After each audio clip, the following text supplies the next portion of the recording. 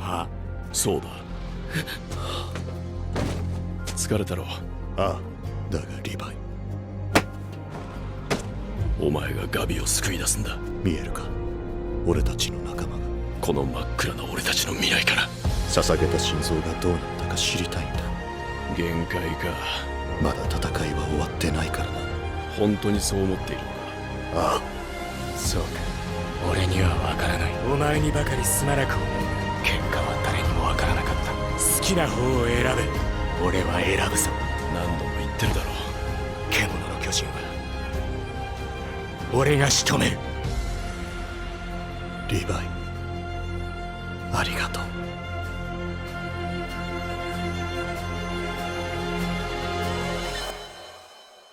Que ce soit à l'intérieur ou à l'extérieur des murs, des promesses ont été faites. Et c'est à l'aube de la bataille finale pour l'humanité, la tête haute et la main sur le cœur, qu'elles devront être tenues.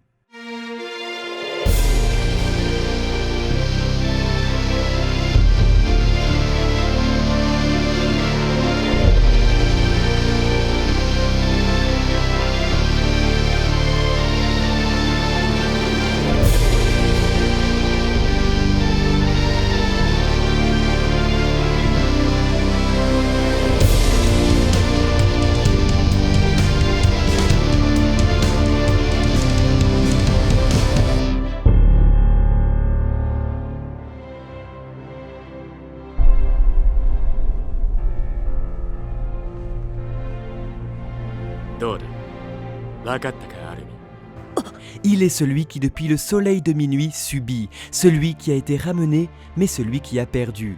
Triste, coupable, faible, c'est durant 30 chapitres qu'Armin Arlert fut maltraité par son auteur, qui lui offre enfin l'opportunité de s'exprimer via un monologue très attendu, celui des aveux et des regrets, celui de la culpabilité d'avoir été choisi et de ne pas mériter son propre droit à la vie, sans cesse dans l'ombre écrasante du grand blanc terrible. Armin utilisera alors exactement les mêmes paroles qu'Eren au chapitre 112 destiné à Mikasa. Je te hais depuis toujours, regrettant d'avoir été ramené uniquement pour décevoir ses amis, décevoir les lecteurs et se décevoir soi-même par un auteur qui aime faire souffrir ses personnages. Mais il y en a un qui ne regrette rien, celui qui pourtant avouait au début ne jamais savoir si ses choix étaient les bons. Aujourd'hui, Levi Ackerman ne regrette rien. Il en est sûr, son choix était le bon. Seulement, il a beau être l'homme le plus fort au monde, lui aussi est une victime de son auteur. Car bien qu'il n'ait jamais raté un seul de ses ordres, il lui est impossible de réaliser le dernier. Véritable drame pour un soldat. Lui aussi voit planer au-dessus de lui le regard de son ami. Des yeux décidément d'une justesse incroyable et qui partageront les mêmes regards d'innocence sur le monde, faisant de l'attaque des Titans une véritable tragédie, car comme Armin, s'il y en avait un qui méritait de contempler la mer, c'était bien lui. Oui, le choix était le bon, car dans l'attaque des Titans, c'est celui qui a été sauvé qui a perdu.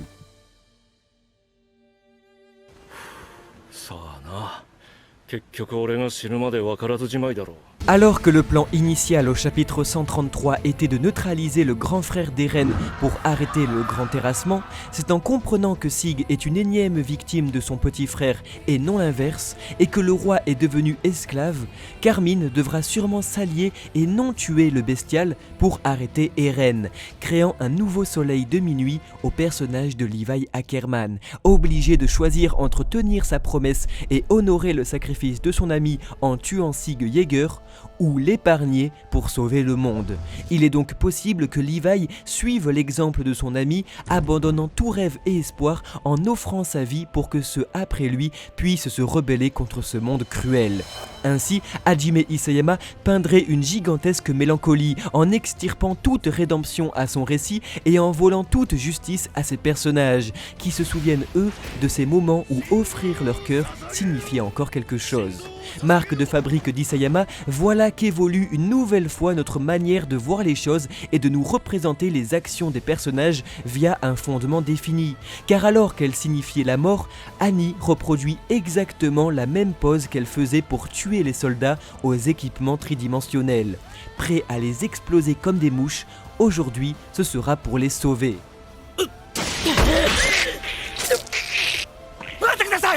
Il en sera de même pour la relation Jean Reiner qui aura fait une boucle, à la fois ami et ennemi de toujours, comme il y a 5 ans, Jean a peur pour son camarade affrontant un titan seul. Enfin et toujours dans le relationnel, Jean et Pieck auront fait du chemin depuis le sauvetage de Reiner contre Jean et la tentative d'en finir de ce dernier à marre. Alors qu'il était le premier à vouloir la tuer, il est aujourd'hui le premier à s'inquiéter. C'est avec la même méthode dramaturgique qu'Isayama laisse croire à Jean que Reiner comme Pieck sont tués par un titan, mais les guerriers ont plus d'un tour dans leur sac. 哀れだ。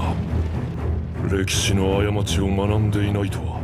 De ce fait, Sig Jäger est le meilleur exemple de ce changement ininterrompu de paradigme, car il a beau être aujourd'hui un être humain totalement inoffensif et pathétique, il n'en est pas moins le singe terrifiant et antipathique qui a décimé tout le valeureux bataillon d'exploration, ou presque. Et donc, Ymir, libérée par Eren Yeager, inversera donc les rôles. Alors que durant 2000 ans, elle fut l'esclave des Fritz, aujourd'hui, c'est le dernier descendant de la lignée royale qui module le sable comme un enfant, rappelant sa pose au chapitre 86, encore innocent.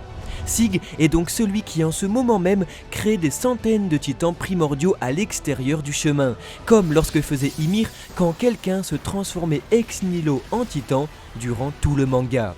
Armin doit donc empêcher Sig de jouer avec le sable et se trouve sûrement dans ce bestial qui aimait le Congo. En effet, le titan qui avala Armin dans le précédent chapitre n'est ni un caméléon ni un cochon, mais bien un okapi, mammifère de la même famille de la girafe possédant des ossicônes et surtout une langue préhensile. Autrement dit, une langue qui peut attraper des objets comme on le ferait avec des mains. Originaire du Congo, il n'est donc pas étonnant qu'Isayama décide de faire apparaître cet animal sur le continent Mare, étant l'Afrique inversée. Est-ce que cela fait partie d'un plan? Dans tous les cas, Ymir et Eren auront rassemblé les deux personnages les plus intelligents au même endroit. Alors déjà que la transformation d'Armin est attendue, elle pourrait être accompagnée d'un plan ingénieux du nouveau major du bataillon d'exploration en s'alliant avec Sig et en usant du sable pour contrecarrer Eren et Ymir. トロストクを岩で塞いで守ることができたのも兄の正体を見抜いたのも夜間に侵攻することを思いついたのもアルミンだ潜んでいたライナーを暴き出したのもベルトルトを倒すことができたのも全部アルミンの力だ De ce fait, Armin prouverait à Levi qu'il a fait le bon choix, même si cela signifie épargner celui qui a tué Erwin Smith, si important dans la vie des deux soldats. Un véritable défi pour les personnages qui devront faire leur deuil, insoutenable, insurmontable, et pourtant, là est la meilleure chose à faire pour briser le cycle de la vengeance de leur auteur, et donc ne pas répéter les erreurs du passé et faire la paix avec l'ennemi. Comme pour Levi, là pourrait être également le véritable chant du cygne d'Armin, élaborer l'ultime stratégie comme à Shinganshina contre Bertolt, car il est celui qui sauvera l'humanité.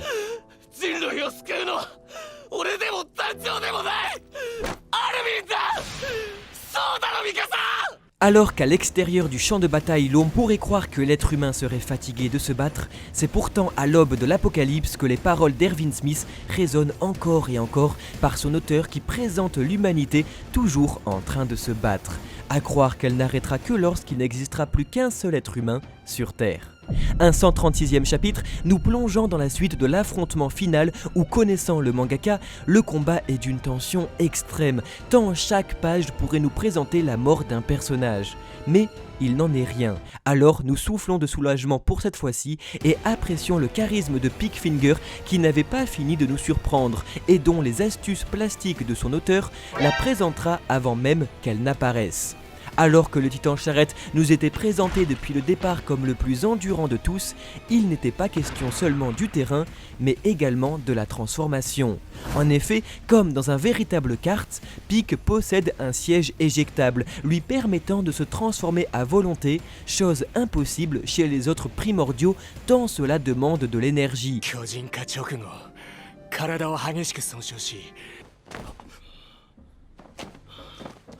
どうした急に顔色が présentant à nouveau les 3 transformations d'affilée d'Eren Yeager à Revelio comme une véritable prouesse. Ainsi, Théo Magat avait bien fait de confier le charrette à Pyke et sa sagacité qui rend presque invincible le titan quadrupède si son utilisateur est assez intelligent pour bien l'utiliser dans une guerre pourtant totale.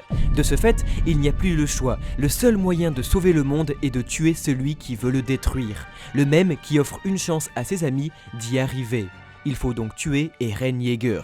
Alors, le sang Ackerman réagit. Seulement Mikasa, dernière victime du mangaka, n'est pas esclave d'un maître, non, elle est amoureuse d'un monstre. Alors, la femme la plus forte au monde n'aura jamais été aussi magnifique que devant l'horreur, comprenant qu'aucune autre issue n'est possible et doit accepter le fait qu'il faut tuer Eren. Bombe ou tissu, le cycle de la haine s'arrête ici, signifié par une écharpe mise autour d'un cou. Nous est alors offert une fin de chapitre très abrupte qui n'est pas sans rappeler celle du chapitre 120, premier volet du diptyque de la révélation sur le pouvoir de l'assaillant, mais cette fois-ci ce n'est pas Eren mais Armin qui rencontre Sig dans le chemin. Nous pouvons donc noter la même mise en scène et la volonté de l'auteur à présenter une action en non pas 45 pages mais bien 90, et donc 2 chapitres. Alors le 137e numéro présentera sûrement la suite du 136e et la fin de l'affrontement avec, comme pour le 121 après le 120, une immense révélation. Toi seul peux espérer l'arracher au sombre avenir qui nous guette tous. C'est au crépuscule de son récit et après l'avoir répété durant toute son histoire, qu'Hajime Isayama nous donne enfin la définition même de la phrase qui a fait tout le succès de son manga. Certains la prononçaient pour une noble cause, d'autres pour leurs amis, leur amour ou l'humanité tout entière. Là est la définition de la promesse, de l'amour et de l'amitié, prêt à tout pour sauver ce qu'on aime, prêt à tout jusqu'à offrir son cœur.